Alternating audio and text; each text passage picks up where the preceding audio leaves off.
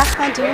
ranks as one of the most polluted cities in the world. In Nepal continue to remain unhealthy throughout its position of most polluted city in the world. बच्चाहरु सकेसम्म चाहिँ म यहाँ बोलाउँदिन mask लगाएर म बस्छु त्यस्तो गाडीहरु छ त्यसले नराम्रो धुवा फाल्छ है पोल्युसन धुलोहरु प्रदूषणहरु एकदम भइरहेछ र सवारी साधन अत्याधिक बढिरहेछ दिन प्रतिदिन सवारी साधन सरकारी गाडीहरु तपाई 20औं 25औं 30औं वर्ष पुरानो गाडीहरु चलिरहेछ गाडी चिलाउन लागिसक्यो खसखस भइसक्यो सामान्यतया नर्मल हिड्ने नै मान्छे हो कहिलेकाहीँ बाइकमा पनि हिँड्छु बाट हुने पोल्युसन त छँदैछ तर मेन अहिले काठमाडौँको चाहिँ एउटा के देखिरहेछ भने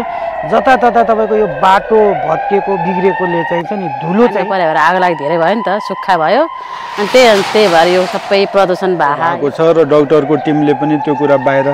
ल्याएका छन् साइन्टिस्टहरुलाई ब्लेम गर्दिन्छौं अथवा गभर्नमेन्टलाई ब्लेम गर्दिन्छौं अथवा नेतालाई ब्लेम गर्दिन्छौं अस्ति भर्खर एउटा आन्दोलन भयो त्यो आन्दोलनमा ढुङ्गा मुडा गर्दै मान्छेले एउटा पुरै जलाइदिए फर्स्ट थिङ भनेको टायर जलाउने काम गर्थ्यौं धेरै वर्ष अगाडि त्यो बन्द भयो अहिले बिल्डिङ जलाइदियो आन्दोलन कहिलेसम्म चल्छ कति जना अझै मर्छन्